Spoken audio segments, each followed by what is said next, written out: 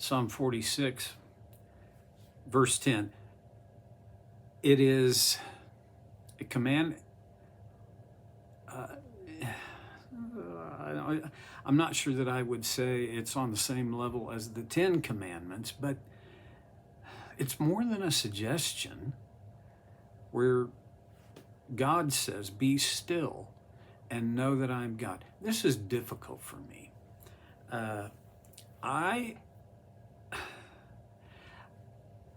I get so easily bored. I would blame it on attention deficit disorder, but I think it's really just an undisciplined mind most of the time. Can't blame it on anybody else. But to be still, I've talked about it for how many days now? To be still, that is not an easy thing. Anyway, not for me. And to know that He is God, I keep losing track of that.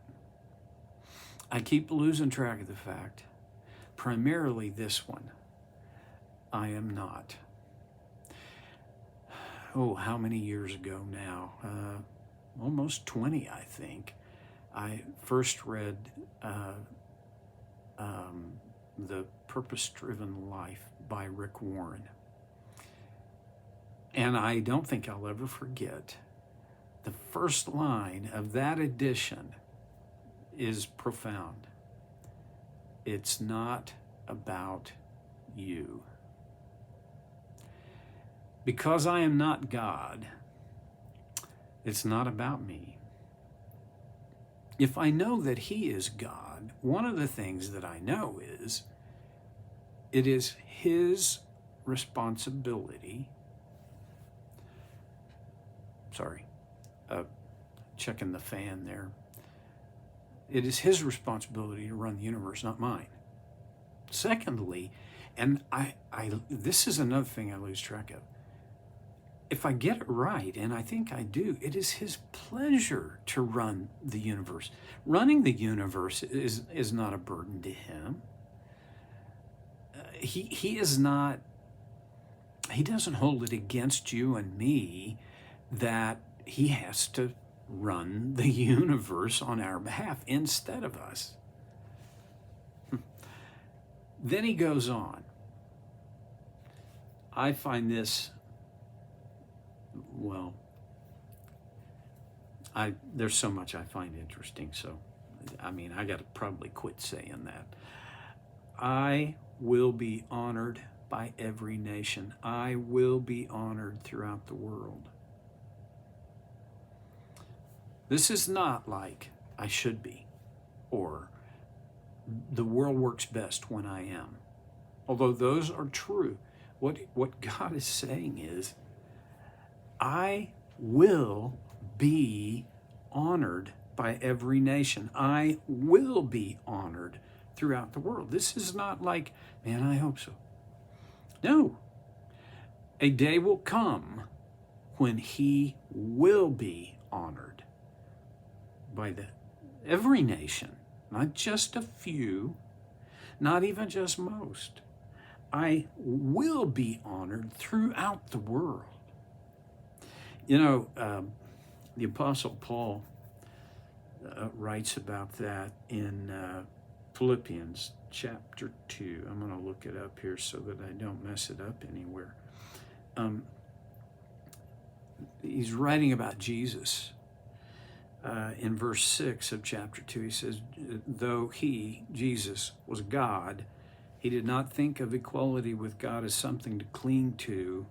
Instead, He gave up His divine privileges. He took the humble position of a slave and was born as a human being. When He appeared in human form, He humbled Himself in obedience to God and died a criminal's death on the cross. Therefore, God elevated Him to the place of highest honor and gave Him the name above all other names, that at the name of Jesus every knee should bow, in heaven and on earth and under the earth, and every tongue declare that Jesus Christ is Lord, to the glory of God the Father. Okay? He will be honored. What does it mean for God to be honored among the nations? What does it mean for God to be honored everywhere on earth? I don't think that's basically not a question that very many of us ponder very often. I know I don't ponder it very often. Certainly not often enough. What does that look like? If God is honored, how do we know? I mean, what does that look like? Well, how does it look for anyone to be honored? I had a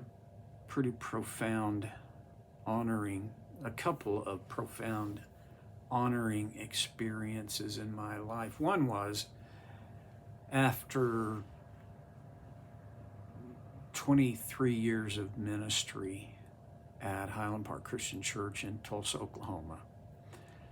We were closing our ministry out, Debbie and I, and moving here to Las Vegas. And the church gave us just a wonderful going away party, and gifts and testimonies, and it was so honoring, to the point where I was more than a little embarrassed. I didn't know what to say. I mean, what do you do? Second time was after my heart attack in 2011, I'd recovered pretty well, and Canyon Ridge Christian Church, where I was serving, invited me to share my story on a weekend with the church. And it's a big stage. I mean, it's like a theatrical stage with the fly and the whole thing. It's a wonderful venue. And when I walked out after having been announced, they gave me a standing ovation, and I did not know what to do with that. I'll tell you, there are other times when I feel honored.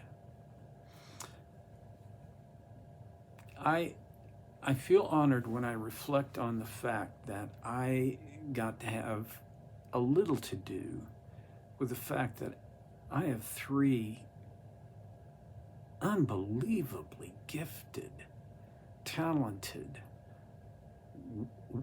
wise and amazing and diligent and steadfast and perseverant daughters. I get to be the dad. It's honoring and humbling.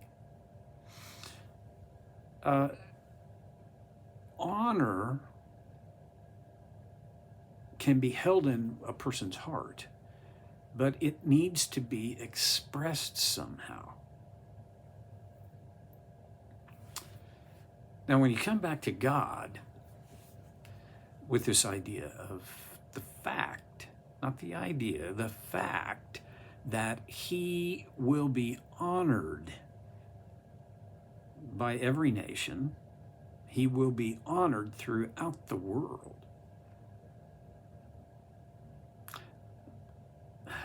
I'll ask it again. What do you think that's going to look like? Well, I admit, a pretty shallow understanding of it, but I'll share what I have. First of all, if I express my honoring of God, if I express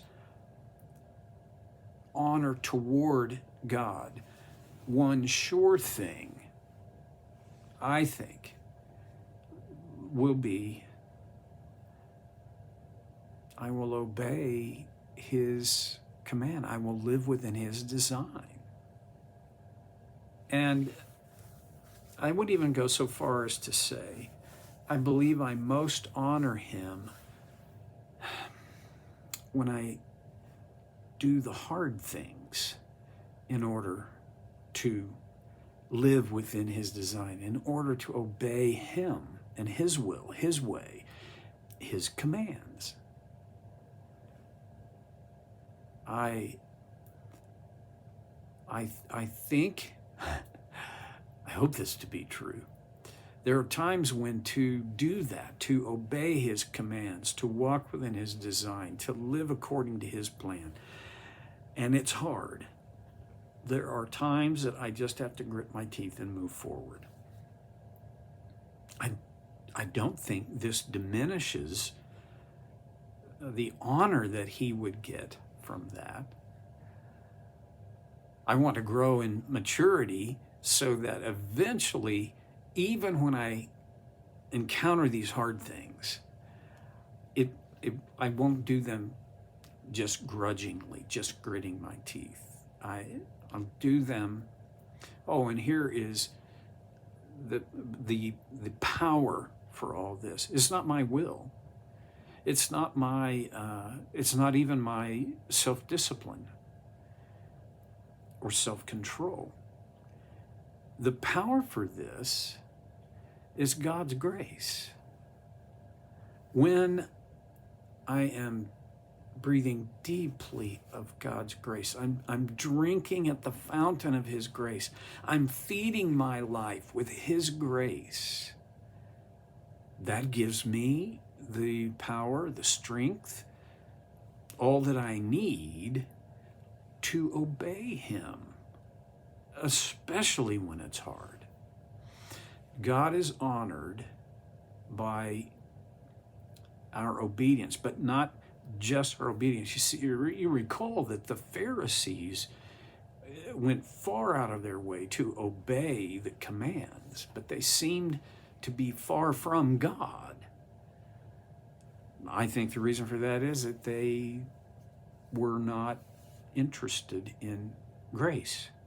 I think they structured their life so that they wouldn't need grace. We'll leave that for those people.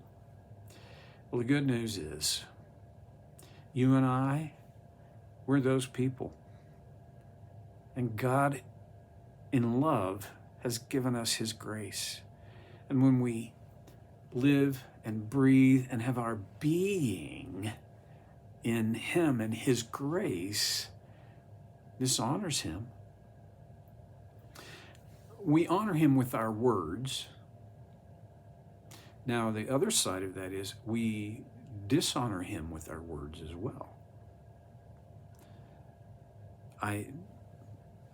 To a degree, I think that's what cussing is about.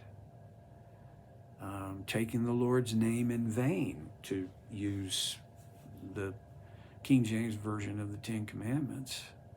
The NIV calls it misusing the name of the Lord. Well, that dishonors him. When I speak of him rightly, that honors him. When my conversation and my lifestyle reflects his rule in my life, this honors him. So, running over, but I'll ask this one question that I think forms the challenge for today. Is there any one thing, just one, that you could do today that would honor God? You might want to ask him for help with that.